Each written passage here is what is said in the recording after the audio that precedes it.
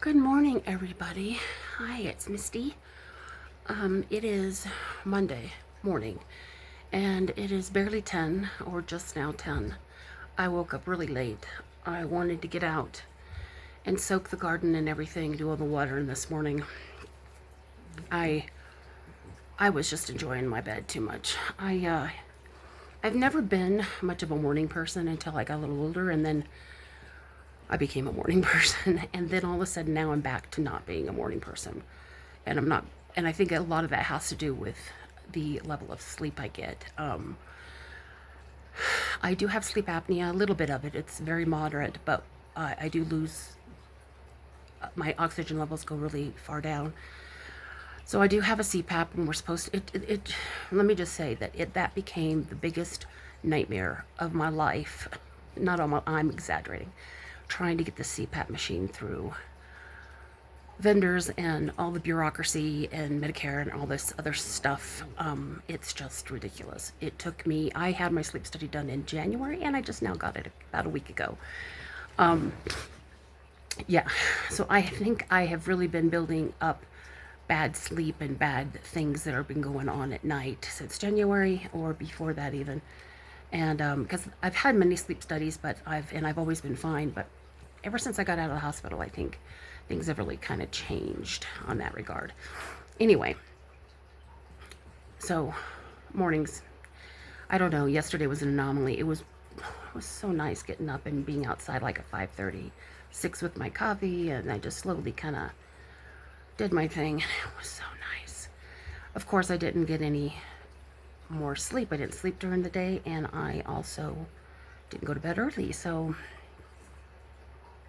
um, I think this girl needs some sleep. Anyway, it's not even in the 80s yet, but it's freaking hot. I don't know if it's the UV. I don't know if it's the wildfires that's causing this. I think, that's usually what happens when you have a lot of smoke in the air. The UV is really high, and we have had dangerously high UV levels for the last, since the fires. But it just seems so freaking hot this morning, and I just kept sweating and sweating, and I'm like, I need to water. It's too late. It's getting late, and but then I'm like, so I hurried up, and then I put the hose on myself, and I hate it when I do that sometimes because my hair is really curly and it gets knotted, and I really need to brush it out, and I need to do my hair more often, and I don't. But you're not supposed to do curly hair very often, but it's just like when you're sweating and you're doing all these things. Anyway, too much information, right? I was wearing one of my favorite t-shirts. I'll have to show you what it says because I have a shout out for prayers and blessings to these folks. But I was wearing just some short pants. And then and this is all cotton. My pants aren't. So those went off immediately. But the minute I came inside after wetting myself up, I'm stripping. I'm like, I can't handle it. I can't handle it. And I'm preparing all my shots because I take quite a few shots, and I'm hurrying, getting everything done, go to the bathroom, everything else, and I'm just sitting there, and I'm like, oh gosh, what in the world? I actually feel better now that I've sweated. I think that in a weird sort of way, I think I'm healing a lot. And I think a lot of that sweat has something to do with it. But I do want to have it checked out. I know it's not blood pressure because my blood pressure is excellent. My cholesterol should be fine. I'm going to have to take a look at that. I don't know. But I am going to talk to the doctor about it. I go to the doctor on Friday. It was supposed to be my check-in with my CPAP a month after my CPAP, but I'm going to keep it anyway because I need some labs, and I like seeing her, just checking in. So I then look around for, it's just too hot to wear pants, shorts, anything between my thighs. I don't know if you ladies feel that way sometimes, like, especially a little bit larger gals, I don't want anything between my butt cheeks or between my thighs. Not when it's hot.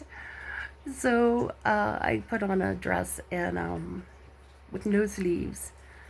Actually, it's a sleep dress. See, most of my stuff is sleep dresses. That's what's most comfy for me. But anyway, I put this on, and now I'm sitting down. And of course, one of the first things that happens when I sit down, and I love it because he's an amazing, amazing sweetheart, is Mr. Motley. Wants to cuddle, or at least sit up here. Now, I'm in an easy chair. His butt's clear up here. It's just kind of funny. You want to say hi to the people? When you see hi, he's like, oh, I'm tired. I haven't fed them yet. I need to sit here and relax a little bit and cool off and get my breath, which I have my breath. See, and I don't have them. I mean, I have them puff like an old lady, and I make light of that, but I don't like huff and puff, meaning I can't breathe. I can take breaths, and I'm not out of breath. Nothing like that. When I say huff and puff, I'm just working a little extra hard, making a lot of sounds. And I've mentioned that in a couple of my videos, how when I was looking at some of the videos that I was making extra sounds but I know that I make sounds.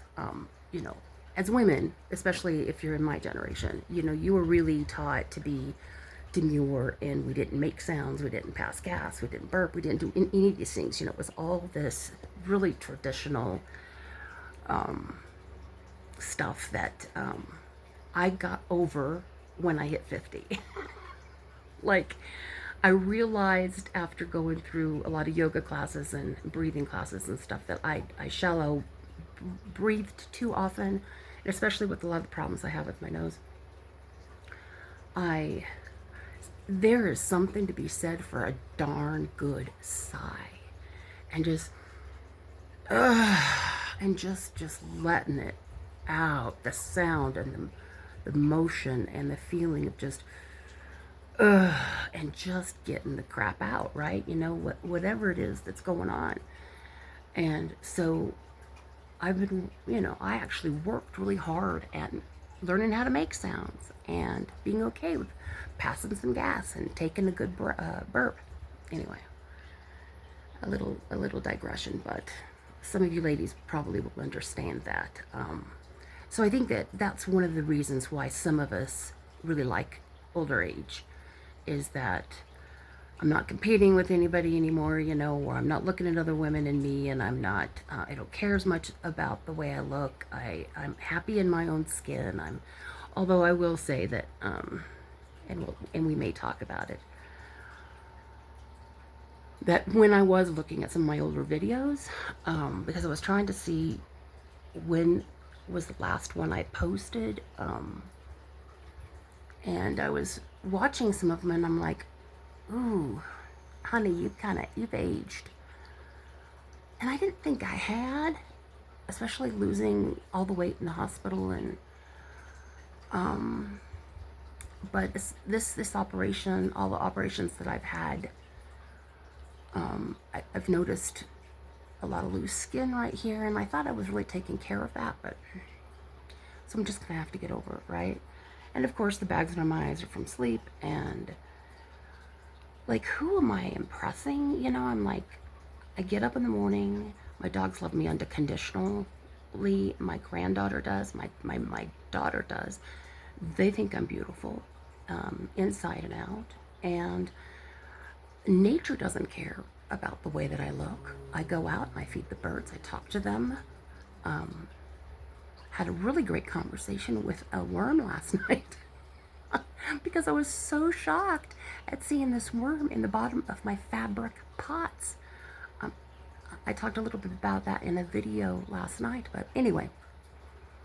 And so sometimes I just want to slap the hell out of myself, It's me that I end up arguing with.